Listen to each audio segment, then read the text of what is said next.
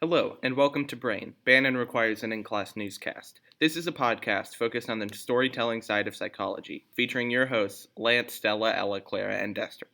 This week, we will be describing the developmental stages throughout life in the physical, cognitive, and psychosocial domains.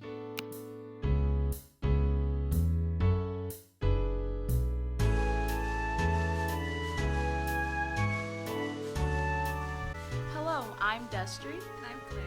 and today we are going to be talking about the life stages from adolescence to early adulthood. And this is about the three domains: physical development, cognitive development, and psychosocial development. So we were talking about adolescence. It kind of begins at puberty and ends at emerging adulthood, which is usually from 12 to 18 years old. We're going to start with the physical development. So you obviously have puberty. So an adolescent person goes through several physical changes like sexual maturation, primary sexual characteristics develop, secondary sexual characteristics develop.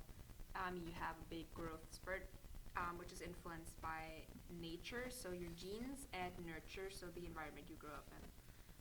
Until puberty, your brain cells bloom in the frontal region, and that's why a lot of teens engage in risky behavior or have emotional outbursts because their frontal lobes are like fully developed. And because this area is kind of responsible for judgment, impulse control, and planning, and it won't be fully matured until around early adulthood, so around age 25. Those people are usually a little more, irresponsible.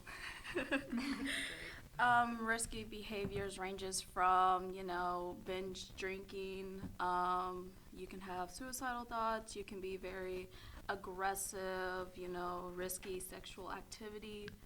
Things like that, the teens do.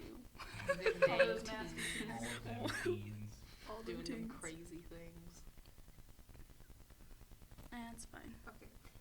Then we have cognitive development, which is where more complex thinking abilities emerge. People are becoming able to move beyond concrete thinking into abstract thoughts. They gain the ability to consider multiple points of view, imagine hypothetical situations, debate opinions, and form new ideas.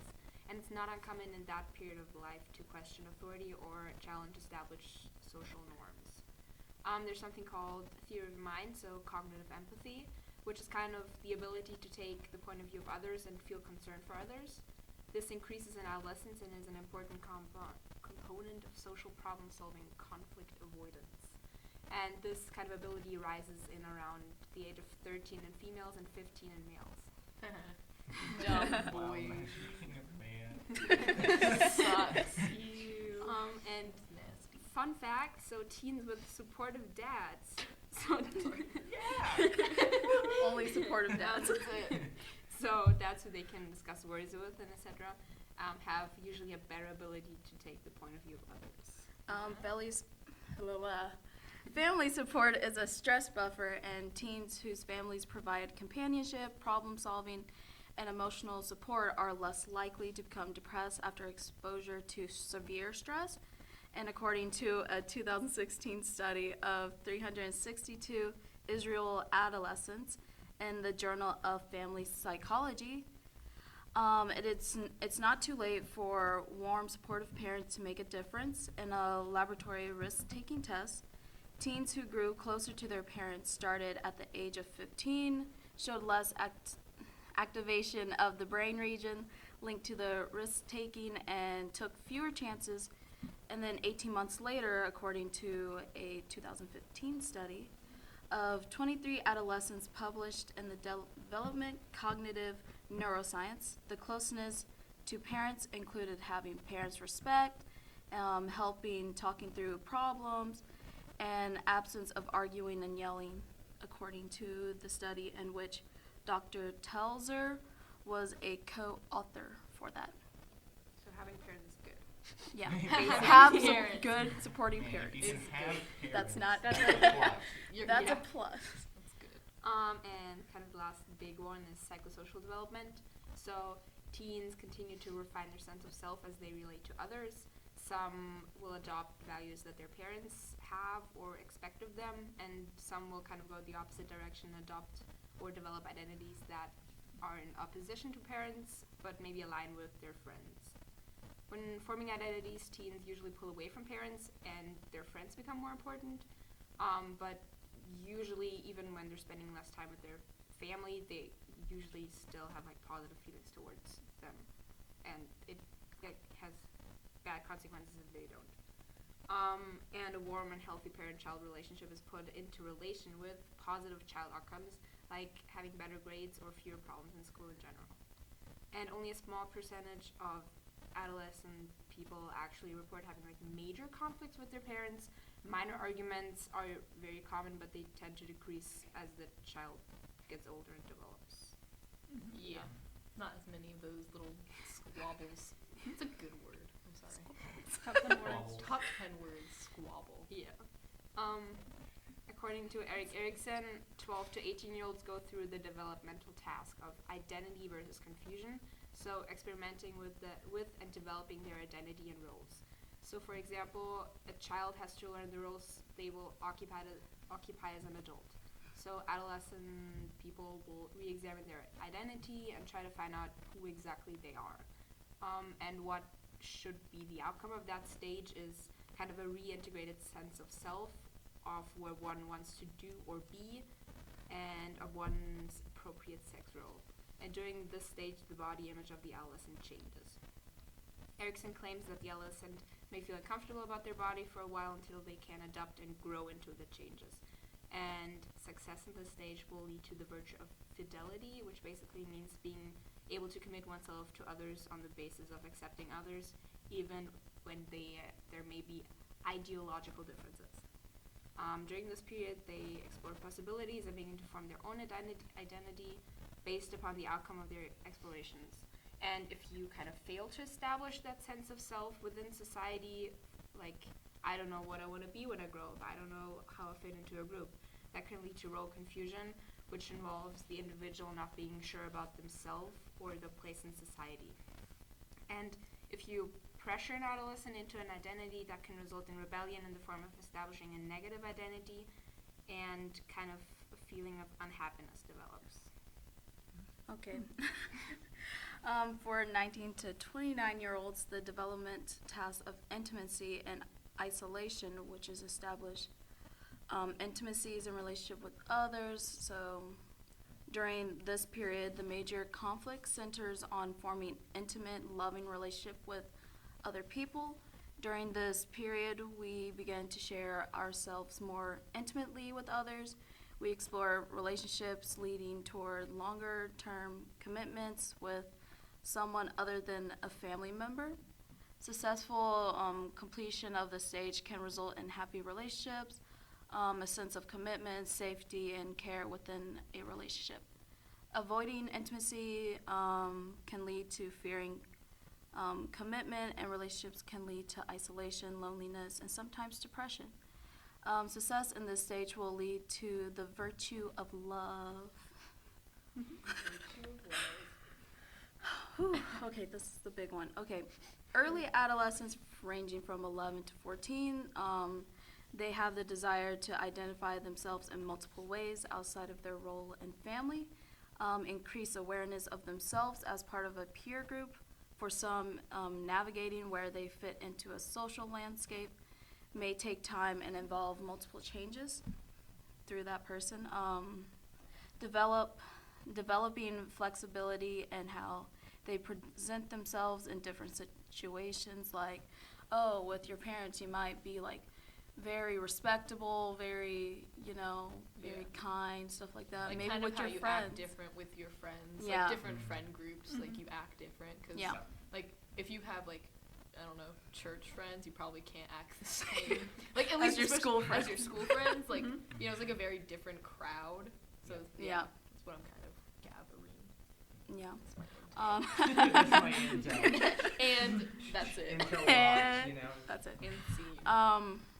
They prioritize personal values and decisions to reflect how they see themselves, experiencing greater sensitivity to feedback from others, and particularly their peers, because you wanna fit in with your people.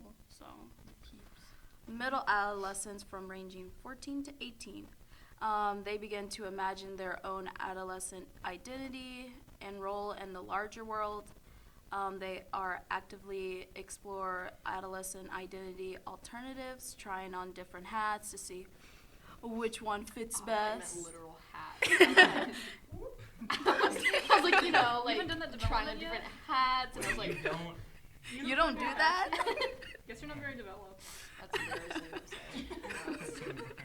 Oh man. Kind of cringe. Sort of. They consider themselves and their beliefs in relation to broader social, cultural groups like gender, race, religion. They take stronger stances on social, ethical, and moral issues. They increase stability in how they see themselves across different places and social groups. And then late adolescents from 18 to 24. They give deeper consideration of self in terms of adult roles and career goals. They think about who they are in the context of intimate relationships. They begin to balance idealistic views of how they may become with a more accurate understanding of reality. They can also make strong commitments to personal and social groups' identities, like gender, race, and religion, stuff like that. But new experience can result in further exploration and changes. So around that time, it's just basically finding out who you are, your groups, and you just, going in that pathway and journey to find yourself. Oh. It's a little too close to home, but I think that's the idea. yeah. Yeah, and then we have a quick overview of emerging adulthood, which is a relatively newly defined period of lifespan development that kind of ranges from 18-year-olds until mid-20s. And that kind of identity exploration part is focused on work and love. So legally, you're an adult when you're 18 in the US, and sociology defines being an adult when you become self-supporting, have a career, are married, or have a family. And these age milestones vary from person to person. Changing cultural expectations may be the most important reason for the delay in entering adult roles, because it used to be like you get a job right out of high school, college is easy with a side job to pay for and stuff. And now it's really hard to get into colleges, get a job, and like build a life for yourself. Tough. Panic time. Complete chaos. Solid careers used to be an expected return of your investments in a bachelor's degree. The average age for first marriage was 23 for women and 26 for men in 1990, and today is 27 and 29. And it's rising. That makes kind of sense. I mean, we've gone. Yeah, Like, you went. This whole like feminist movement, I feel like, is like kind of out there. But Yeah. like, like it's like pushed the idea of focusing on Yourself. career and- first yeah. instead of just like marrying right out of high school. Because like, I know like if you like the like older generation, like Yeah. they like as soon as they get out of high school, they're like, it's baby time to get married, have kids. But like, Trophy wife. yeah, It's my plan. To become become a a trophy trophy. wife. Yeah. That'd be fun. Yeah, I that's wish. exciting. That'd be a change. In 1980, the average age of a first-time mom was 22, and in 2013 it was 26. And probably previous and stuff, it would be like 15 Yeah, and stuff. it gets even like younger. Yeah, Yeah, like 22's young. Like that's like that's young. we're barely younger than Like that. you just graduated Hey. college. like it's not that much of a difference. That's like a couple years. And We still have 6. We still have 6 years. Yeah, before I have some 20. solid years. Plenty of time. A year Students. for mostly graduates. And you're like, Student used to be able to pay for college and graduate with a reasonable amount of debt. And now it's just complete debt. People used to have somewhat a limited number of choices of where they live, where they get to work, who they marry, usually the folks who were near them geographically. And, now we can, like, branch out and stuff because of Crazy. technology. But that made it so much easier. it just like makes it so much more complicated. You know, when There's you're so many younger- doors. Yeah. that Also, you're Yeah. like, pay wow. for internet and that. Oof. No. Technology So around. emerging adulthood, or when you're a young adult, basically, it's just about, going to college and then financially being stable and, going on like marriage and stuff like that. Like you want to start focusing on that. So, yeah, that's it. Yay.